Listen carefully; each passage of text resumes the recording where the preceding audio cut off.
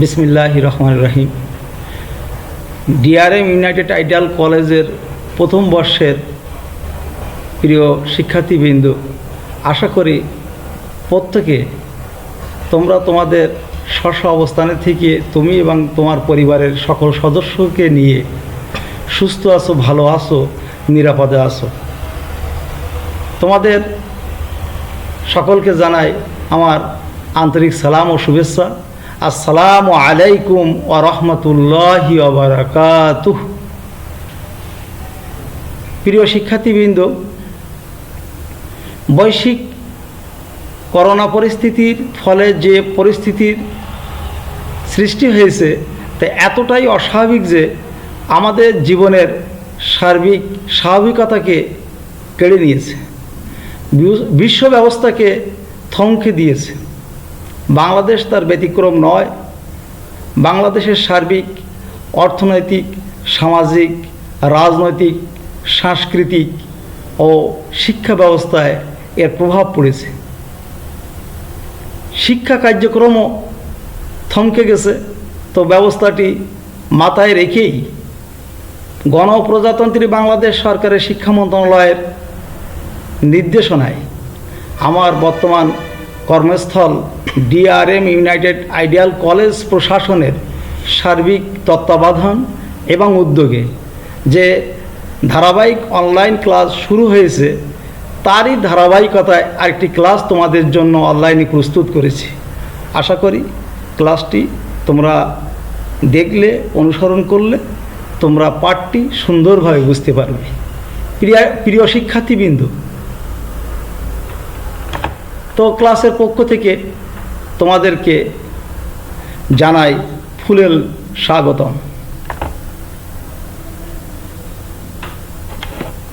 শিক্ষার্থীবৃন্দ, আমি এস.এম. সালাউদ্দিন, উপাধ্যক্ষ, DRM United ideal college, Raghurampur, Ratanpur, Kaliganj, Satkhira. এখন আমরা একটি ভিডিও দেখব।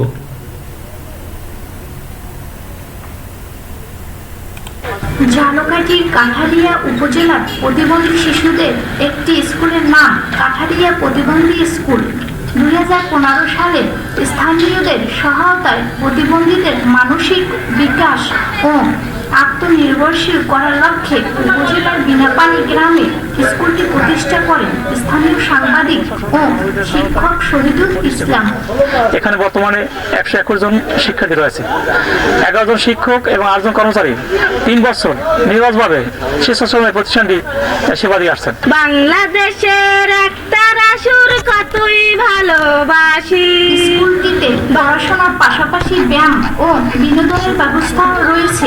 বিশেষ এই শিশুদের বিদ্যালয়মুখী করতে রয়েছে নাচ গানের ক্লাস। দেশের গান, তারপর বিভিন্ন গান বলে আমি আরো বড় শিল্পী হতে চাই। এখানে আমরা লেখাপড়ার পাশাপাশি গান বাজনা, খেলাধুলা, বিভিন্ন ধরনের হাতে কলমে তাদের এটা দিয়ে যেন তারা যেন ভবিষ্যতে কিছু করে যেন কি করতে পারে নিজেদের। বাচ্চাদের ভিতরে বিভিন্ন ধরনের প্রতিবন্ধী আছে, ওরা খুব গানে ভালো। জাস্ট ওদের আমরা প্রতিদিন একটা রেওয়াজ করাই গানের। আমার বাচ্চা প্রতিবন্ধী হাঁটতে পারে না। কাঠারিয়া প্রতিবন্ধী বিদ্যালয় স্কুলে প্রতিদিনই আমি আসি। এখানে লেখাপড়া সুন্দর হয়। নিতু আক্তার, hello.bdnews24.com, ঝালকাঠি।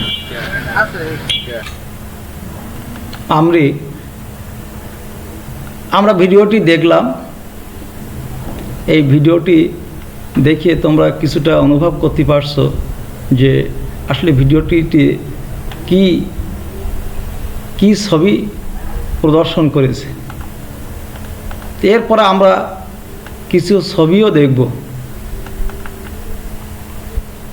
এই ছবিগুলো দেখে আমরা সহজেই অনুমান করতে পারি আসলে এইগুলো স্বাভাবিক মানুষ যেমন সক্ষম অবস্থায় তারা প্রতিনিয়ত তাদের দৈহিক কার্যক্রম আমাদের সামনে প্রদর্শন করে, আসলে সেরকম না। প্রথম ছবিটাই দেখি একরকম, কেন চোখটা যেন একটু উপরের দিকে উঠে আসে। দ্বিতীয় ছবিতে দেখি যেন একটি হুইল চেয়ারে একটি অসক্ষম একটি বাচ্চা বসা আছে, আরেকটি বাচ্চা তার পাঠ নিয়ে চেষ্টা করছে লেখার কিছু, আর একটা হুইল চেয়ারে বসা আছে। সবাই মিলে আসলে সক্ষম মানুষ যে সক্ষমতা দেখায়, সেই সক্ষমতা এই ছবিগুলোর কোনোটিতেই আমরা দেখতে পাচ্ছি না। অতএব এই বিষয়টি থেকে আমরা অনুমান করতেই পারি যে কি তোমাদের পাঠ নিতে যাচ্ছে। তো পাঠ ঘোষণা, আজকের পাঠ আমরা বলতে পারি যে বিশেষ চাহিদার জনগোষ্ঠী, তার ভিতরে প্রতিবন্ধী নিয়ে আলোচনা করব।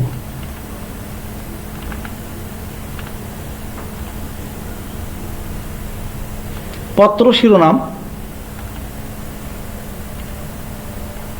পৌরনীতি ও সুশাসন, দ্বিতীয় পত্র, দশম অধ্যায়, একাদশ ও দ্বাদশ শ্রেণী। প্রিয় শিক্ষার্থী,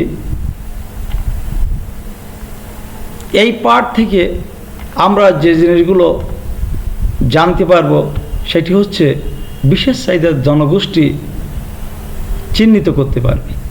বিশেষ চাহিদার জনগোষ্ঠীর মধ্যে প্রতিবন্ধী সম্পর্কে ধারণা লাভ করতে পারবে, প্রতিবন্ধিতার প্রকারভেদ করতে পারবে, প্রতিবন্ধীজনিত বিভিন্ন সমস্যা সম্পর্কে পরিচিতি লাভ করতে পারবে, প্রতিবন্ধীজনিত সমস্যা সমাধানের উপায় সম্পর্কে জানতে পারবে।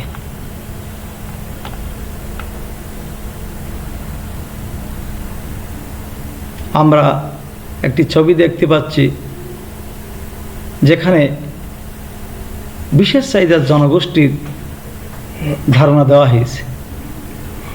আসলে বিশেষ চাহিদার জনগোষ্ঠীটা কি?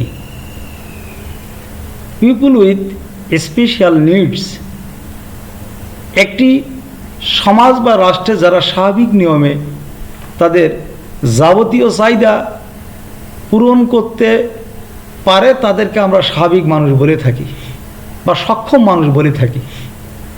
কিন্তু যারা এভাবে স্বাভাবিক জীবনযাপন করতে পারে না, নিজেদের চাহিদা নিজেরা পূরণ করতে পারে না, তাদেরকেই বলা হয় বিশেষ চাহিদার জনগোষ্ঠী। এই বিশেষ চাহিদার জনগোষ্ঠীর মধ্যে অন্যতম হলো প্রতিবন্ধী। জাতিসংঘ এর উপর একটি সমীক্ষা পরিচালনা করে তারা তাদের ফলাফল জানিয়েছে যে বিশ্ব জনসংখ্যার প্রায় 10% মানুষ, শতকরা 10 ভাগ মানুষ কোনো না কোনোভাবে প্রতিবন্ধী। প্রিয় শিক্ষার্থীবৃন্দ, আমরা প্রতিবন্ধীর ধারণা ও অর্থ সম্পর্কে জানব। Concept and meaning of handicapped. শারীরিক যোগ্যতার ভিত্তিতে পৃথিবীতে দুই ধরনের মানুষ দেখতে পাওয়া যায়। এক ধরনের মানুষ নিখুঁত দেহ বৈশিষ্ট্যের অধিকারী, এক কথায় তাদের দৈহিকভাবে কোনো খুঁত আমাদের দৃষ্টিতে আসে না। আর অন্য এক ধরনের মানুষ রয়েছে যারা দেহগত দিক থেকে ত্রুটিপূর্ণ। এই শ্রেণীর মানুষকে বলা হয় প্রতিবন্ধী। বয়স, লিঙ্গ, জাতি, সংস্কৃতি বা সামাজিক অবস্থান অনুযায়ী আর 10 জন যে কাজগুলো করতে পারে, ইম্পায়ারমেন্টের কারণে সেই কাজগুলো প্রাত্যহিক জীবনে করতে না পারার অবস্থাটাই হলো ডিসএবিলিটি বা প্রতিবন্ধী। বাংলাদেশ প্রতিবন্ধী কল্যাণ আইন 2001-এ বলা হয়েছে যে প্রতিবন্ধী অর্থ এমন ব্যক্তি যিনি জন্মগতভাবে বা রোগাক্রান্ত হয়ে বা দুর্ঘটনায় আহত হয়ে বা অপচিকিৎসায় বা অন্য কোনো কারণে দৈহিকভাবে বিকলাঙ্গ বা মানসিকভাবে ভারসাম্যহীন এবং উক্তরূপ বৈকল্য বা ভারসাম্যহীনতার ফলে স্থায়ীভাবে আংশিক বা সম্পূর্ণ কর্মক্ষমতাহীন এবং স্বাভাবিক জীবনযাপনে অক্ষম, তাকেই আমরা প্রতিবন্ধী বলি।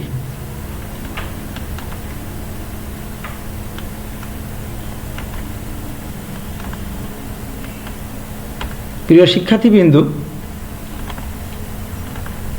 বিশ্ব স্বাস্থ্য সংস্থা ওয়ার্ল্ড হেলথ অর্গানাইজেশন তারাও একটা সংজ্ঞা দিয়েছেন। International classification of impairment, disability এবং হ্যান্ডিক্যাপড শীর্ষক প্রকাশনায় বিকলাঙ্গ ও প্রতিবন্ধী সমস্যাকে 3 শ্রেণীতে বিভক্ত করা হয়েছে। 1 দুর্বলতা ইম্পেয়ারমেন্ট, 2 অক্ষমতা ডিসএবিলিটি, আর 3 প্রতিবন্ধী হ্যান্ডিক্যাপড।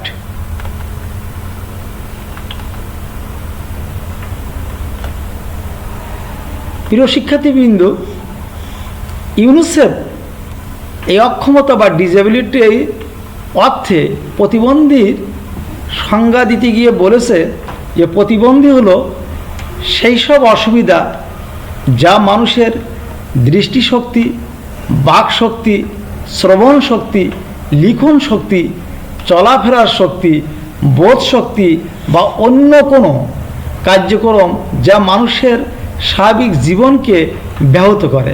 অর্থাৎ সক্ষম মানুষ যেগুলো করতে সহজে সক্ষম সেই কাজগুলো থেকে তারা অব্যাহত থাকে, সেই কাজগুলো থেকে তারা দূরে থাকে, তাদেরকে আমরা প্রতিবন্ধী বলি। Disability is the difficulty in seeing, hearing, writing, walking, conceptualizing or in any other function within the range considered normal for a human being.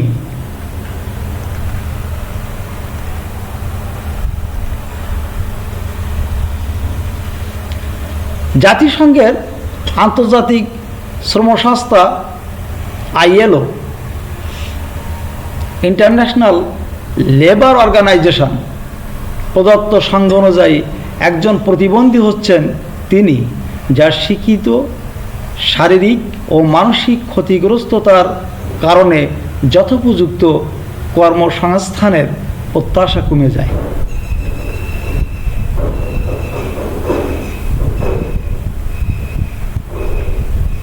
সুতরাং উপরের আলোচনার আলোকে বলা যায় যে যারা দৈহিক, মানসিক ও বুদ্ধিবৃত্তিক ক্ষতির কারণে সমাজে প্রত্যাশিত ভূমিকা পালনে অক্ষম তারাই হচ্ছে প্রতিবন্ধী।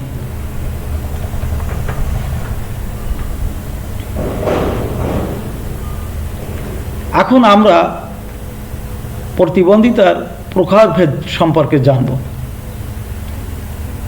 প্রতিবন্ধিতার প্রকারভেদ মানে কয়েকটি ভিত্তি বা মাপকাঠিতে প্রতিবন্ধীর প্রকারভেদ করা যেতে পারে।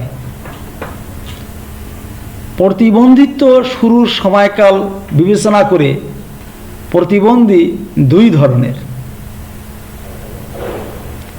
যারা প্রতিবন্ধিত্ব নিয়েই জন্মগ্রহণ করে তাদেরকে আমরা প্রাথমিক প্রতিবন্ধী বা জন্মগত প্রতিবন্ধী বলি।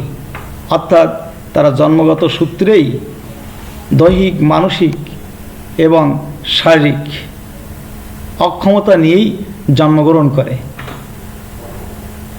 আর 2 যারা জন্মের পর বিভিন্ন কারণে প্রতিবন্ধিত্ব বরণ করে তাদেরকে অর্জিত প্রতিবন্ধী বলে।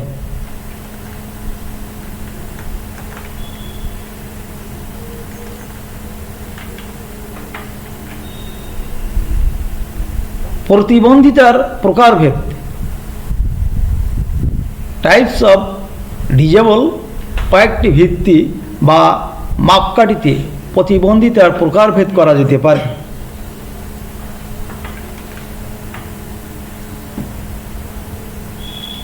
শরীরের বিশেষ কোনো অঙ্গহানি বা আক্রান্ত হওয়ার ভিত্তিতে প্রতিবন্ধী হয় কয়েক রকমের। শারীরিক প্রতিবন্ধী, দৃষ্টি প্রতিবন্ধী, শ্রবণ প্রতিবন্ধী, বাক প্রতিবন্ধী, বুদ্ধি প্রতিবন্ধী, মানসিক প্রতিবন্ধী, সামাজিক প্রতিবন্ধী আর বহুমুখী প্রতিবন্ধী।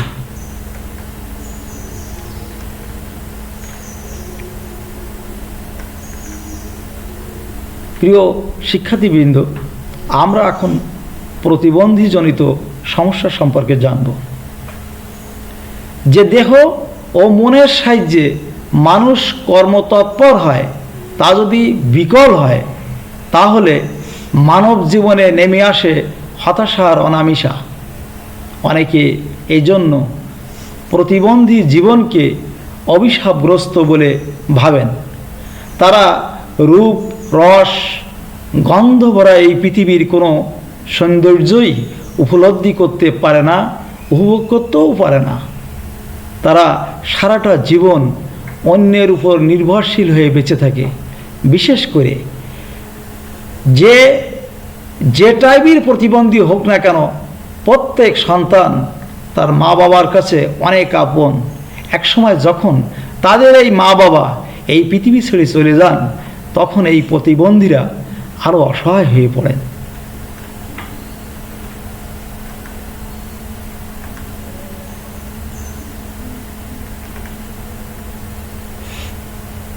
শিক্ষাক্ষেত্রে আমরা প্রতিবন্ধীদের যে সমস্যাগুলো দেখতে পাই সেগুলো তোমাদেরকে একটু জানানোর চেষ্টা করছি। প্রতিবন্ধী ব্যক্তিদের ক্ষেত্রে শিক্ষা সবথেকে অবহেলিত বিষয়। কারণ শিক্ষাক্ষেত্রে প্রবেশে তাদেরকে বহু সমস্যার মধ্যে পড়তে হয়। ব্যক্তি, সমাজ এবং শিক্ষা প্রতিষ্ঠান পরিচালনার সাথে সংশ্লিষ্ট ব্যক্তিদের অজ্ঞতা ও নেতিবাচক মনোভাবের কারণে প্রতিবন্ধী শিশুরা শিক্ষাক্ষেত্রে অবহেলিত হচ্ছে। সব শিক্ষা প্রতিষ্ঠানগুলোতে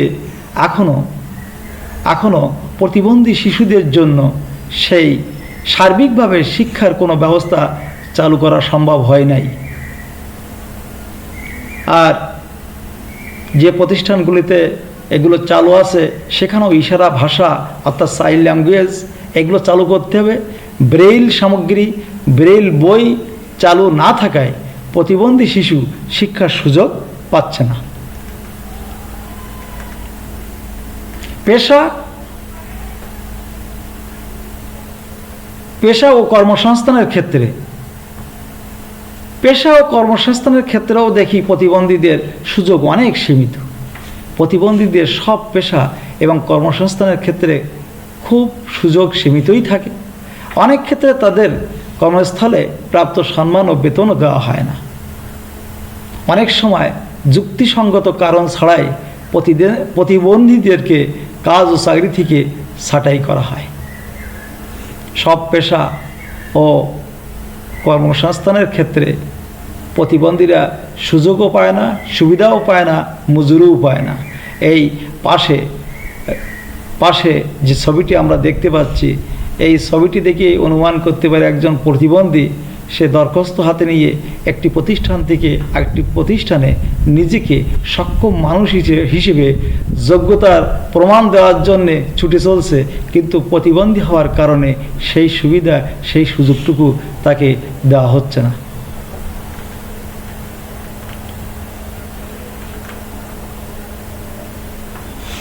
মানবাধিকার সংশ্লিষ্ট অধিকার উপভোগের ক্ষেত্রে প্রতিবন্ধীরা মানবাধিকার সংশ্লিষ্ট বিষয় থেকে বঞ্চিত।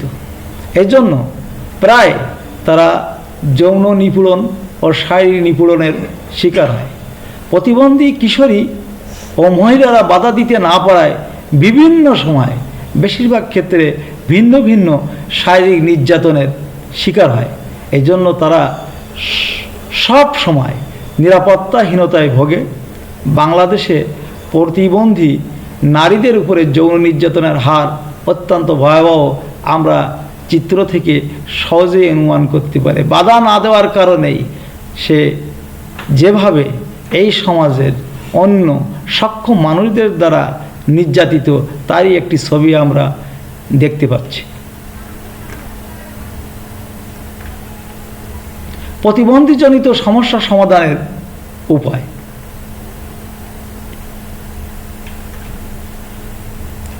প্রতিবন্ধীরা আমাদেরই কারোর ভাই, কারোর বোন, কারোর সন্তান। তারা অপর কেউ না, অবশ্যই আমাদের আপনজন। তাদেরকে আপন করেই দেখতে হবে। তাদের প্রতি আমাদের নিম্নলিখিত ক্ষেত্রে নজর দিতে হবে। যখন তারা কোনো পঙ্গুত্ব বা অঙ্গহানিতে ভোগেন, এগুলো আল্লাহর অভিশাপ, গজব বা আল্লাহ প্রদত্ত মনে না করে এর যথাযথ চিকিৎসা ব্যবস্থা গ্রহণ করতে হবে। এর প্রতিকারের ব্যবস্থা হাতে নিতে হবে। প্রতিরোধের জন্য কার্যকর ব্যবস্থা গ্রহণ করতে হবে।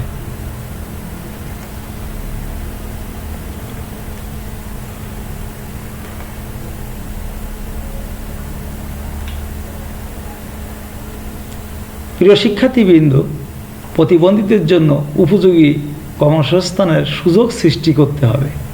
শিক্ষা প্রতিষ্ঠান, চাকুরি সহ সব ক্ষেত্রে প্রতিবন্ধীদের জন্য কোটা সংরক্ষণ করতে হবে। অনেকে লেখাপড়া শিখছে, কিন্তু কোটার ব্যবস্থা না থাকায় তারা সেই সুবিধাটুকু নিতে পারছে না। যেমন আমরা একটা ছবিতে দেখতে পাই, যশোরের মনিরামপুরের প্রতিবন্ধী যুবক রবিউল এসএসসি পাশ করে চাকরি না পেয়ে নিজেকে আর 5 জন সক্ষম মানুষের কাতারে দাঁড় করিয়ে সে অপরের উপরে নির্ভরশীল না হয়ে জীবিকা নির্বাহের জন্য সে একটি ভিন্ন পথ বেছে নিয়েছে। তো যদি আজকে প্রতিবন্ধীদের জন্য কর্মসংস্থানের সুযোগ থাকতো, তাকে এই অক্ষম শরীর নিয়ে, দেহ নিয়ে এই সমাজ সংসারে তাকে এই কষ্ট করে কিছু জীবিকা নির্বাহ করতে হতো না।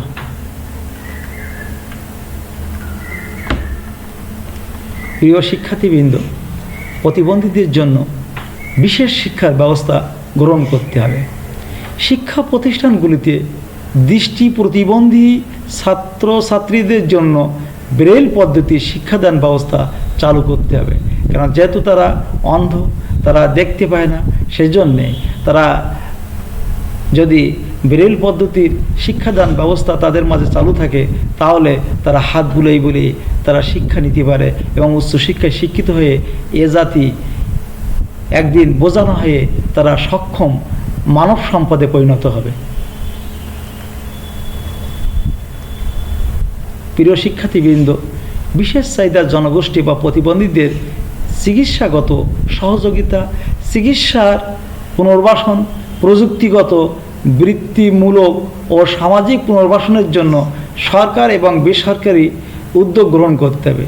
সরকারিভাবে আমরা দেখতে পাই আমাদের সরকার প্রধান তথা মাননীয় প্রধানমন্ত্রী শেখ হাসিনা একটি বিশেষ চাহিদার জনগোষ্ঠী প্রতিবন্ধীকে সবক দিয়ে কাছে টেনে উনি তাকে বিভিন্ন স্বপ্ন দেখাচ্ছেন, বিভিন্ন সান্ত্বনার কথা বলছেন, অদূর ভবিষ্যতের তার সম্ভাবনাময় জীবনের স্বপ্ন উনি দেখাই চলেছেন। শুধু তাই না, তার পাশাপাশি আমাদের বেসরকারি যে সেবা সংস্থা অর্থাৎ এনজিওগুলো আছে, তারাও কিন্তু বিভিন্ন উদ্যোগ গ্রহণ করছে। আমরা পাশের ছবিতে দেখতে পাই তারা একটি এই প্রতিবন্ধী বাচ্চাকে নিয়ে তারা বিভিন্ন ধরনের উদ্যোগ গ্রহণ করার দৃশ্য আমাদের পরিলক্ষিত হচ্ছে।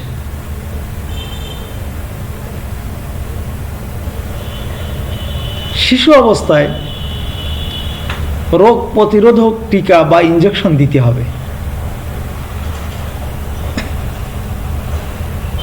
আমরা সে ধরনের একটা দৃশ্যও দেখতে পেলাম যে তারা একটি কমিউনিটি সেন্টারে যে তারা টিকা সহ বিভিন্ন ধরনের সেবা নিচ্ছে এবং সেবাদানকারী সংস্থাও তাদের পরামর্শ দিচ্ছে। প্রাথমিক ও মাধ্যমিক স্কুল ক্রম এবং সমাজ ও পরিবার ভিত্তিক বিশেষ কার্যক্রমের মাধ্যমে স্বাস্থ্য ও পুষ্টি শিক্ষার ব্যবস্থা গ্রহণ করতে হবে।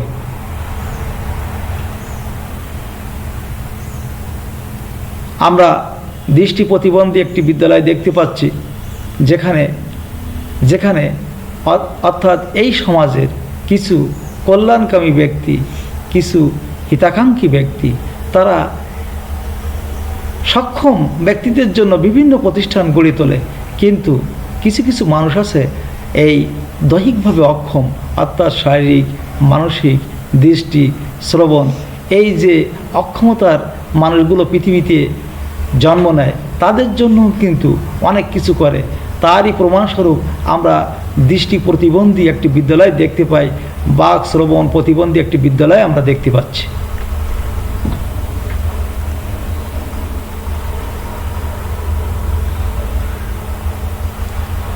প্রিয় শিক্ষার্থীবৃন্দ, এই প্রতিবন্ধী হওয়ার পিছনে অন্যতম একটি গুডস বা উপাদান, সেটা হচ্ছে আয়োডিনযুক্ত লবণ উৎপাদন এবং সরবরাহ করতে হবে।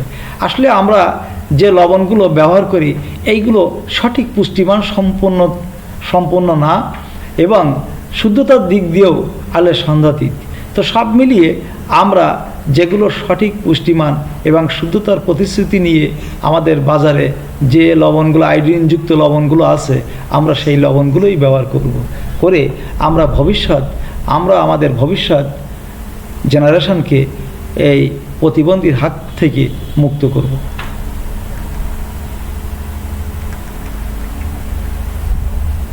শিশুর জন্মপূর্ব ও জন্মোত্তর সেবা প্রদান সম্পর্কে মা বাবাকে সচেতন করে তুলতে হবে। এর জন্য আমাদের বর্তমান সরকার প্রত্যেকটা গ্রাম ভিত্তিক, ওয়ার্ড ভিত্তিক কমিউনিটি সেন্টারের ব্যবস্থা করেছেন, যেখানে একটা শিশু জন্মের পূর্বে কী ধরনের সেবা নেবে এবং জন্মের পরে কী ধরনের সেবা তাকে প্রদান করতে হবে, এ সম্পর্কে সাপ্তাহিক, মাসিক তাদের মা এবং বাবাকে ডেকে বিভিন্ন সচেতনতামূলক উপদেশ তারা দিয়ে থাকে এবং সেই ধরনের সেবাও তারা দিয়ে থাকে।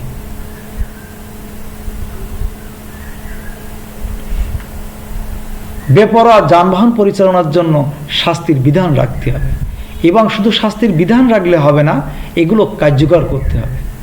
আমরা পাশের একটি চিত্রে দেখতে পাই যে একটি সক্ষম, জন্মগতভাবে কিন্তু সে প্রতিবন্ধী না, কিন্তু রোড অ্যাক্সিডেন্টে একটি গাড়ি তার পায়ের উপর দিয়ে যাওয়ায় পাটি দ্বিখণ্ড হয়ে গেছে, রক্তের আমরা প্রবাহিত হতে দেখছি। আর উক্ত গাড়িকে আটকিয়ে আমাদের শান্তি শৃঙ্খলা বাহিনীর সেবাদানকারী সংস্থা, অর্থাৎ আমাদের পাশের বন্ধু হিসেবে যারা পাশে এসে দাঁড়ান, সেই পুলিশ বাহিনী, তারা গাড়িটিকে আটকিয়ে তার সব কিছু পরীক্ষা করছেন এবং সেই অনুযায়ী আশা করা যায় তারা কার্যকর ব্যবস্থাও নেবে।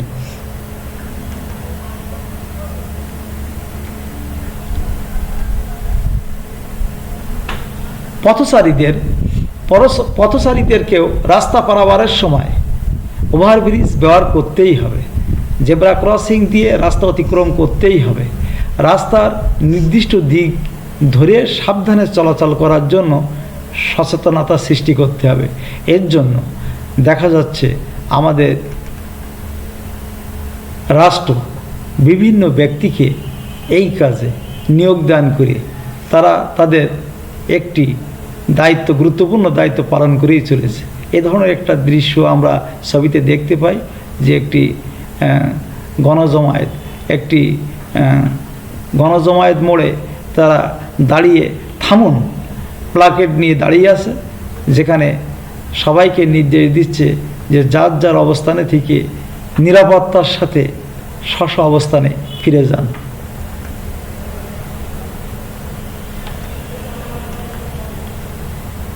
প্রিয় শিক্ষার্থীবৃন্দ, আমরা অনেক আলোচনাই করছি, তো এখন তোমাদের কিছু কাজ স্ব অবস্থানে থেকেই করতে হবে। এটা আমরা একক কাজ হিসেবে আখ্যায়িত করতে পারে, যেহেতু তোমরা এখন একসাথে নেই, ক্লাসে নেই, ক্লাসের বাইরেই শশা পরিবারেই তোমরা অবস্থান করছো, পড়ার টেবিলেই আসো। অর্থাৎ কিছু কাজ তোমাদেরকে দেই, অর্থাৎ আমরা এতক্ষণ যে পাঠটা নিয়ে আলোচনা করলাম, এই পাঠটি যদি সঠিকভাবে অনুসরণ করো, আশা করা যায় এই প্রশ্নগুলো তোমরা সঠিক উত্তর দিতে পারবে। তো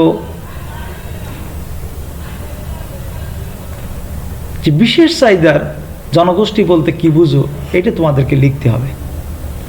আর প্রতিবন্ধীজনিত একটি সমস্যা, অনেক সমস্যা আলোচনা করলাম, এর ভিতর থেকে তোমাদেরকে একটি সমস্যা উল্লেখ করে সুন্দর করে লিখতে হবে। তো প্রিয় শিক্ষার্থীবৃন্দ, আজকে এই আলোচনা থেকে আমরা সংক্ষেপে বলতে পারি যে কী কী আমাদের আজকে আলোচিত হয়েছে। বিশেষ চাহিদার জনগোষ্ঠী কারা, তাদের সম্পর্কে আমরা আলোচনা করছি। বিশেষ চাহিদার জনগোষ্ঠীর মধ্যে প্রতিবন্ধী সম্পর্কে ধারণা, এটাও আলোচনা করছি। প্রতিবন্ধিতার যে প্রকার ভেদগুলো আছে সেগুলো আমরা বিস্তারিত আলোচনা করছি। তারপর প্রতিবন্ধীজনিত যে বিভিন্ন সমস্যা, এই সমস্যাগুলো কিভাবে ঘটছে, এই ঘটনাগুলো আমরা একের পর এক সুন্দর করেই আলোচনা করছি। প্রতিবন্ধীজনিত সমস্যা সমাধানের যে বিভিন্ন উপায় আছে সেগুলোও আমরা তোমাদের সামনে আলোচনায় আনছি। তো সার্বিকভাবে আরও একটি মূল্যায়নের প্রশ্ন আসে, সেটা হচ্ছে বিশেষ চাহিদার জনগোষ্ঠী কারা।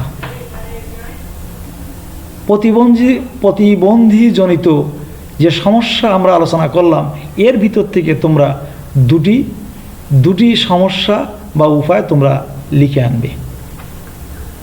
এখন যেহেতু প্রিয় শিক্ষার্থীবৃন্দু, তোমরা বাড়িতে অবস্থান করছো, তো বাড়িতে কিছু কাজ তোমাদের করতে হবে। যখন আমাদের এই অবস্থা থেকে আমরা বাইর হতে পারবো, এটা উত্তরণ করা বিশ্বব্যাপী, যেহেতু এটা বৈশ্বিক সমস্যা, তো বৈশ্বিক সমস্যা এইটি তো আসলে একটি দেশ, একটি জাতির পক্ষে উত্তরণ করা সম্ভব না।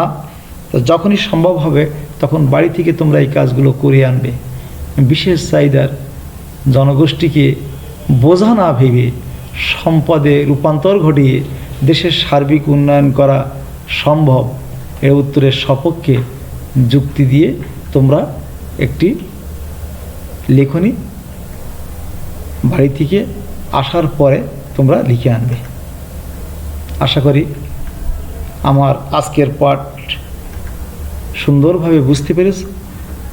কোথাও সমস্যা থাকলে অবশ্যই বিভিন্ন সামাজিক মাধ্যম আছে, তার মাধ্যমে যোগাযোগ করে তোমরা বিষয়গুলো আমাদের মাধ্যমে জেনে নিতে পারবে। সেখানে তোমাদেরকে অবশ্যই আমরা জানান দেব। সকলকে ধন্যবাদ দিয়ে আজকের ক্লাস এখানেই শেষ করছি। আল্লাহ হাফিজ।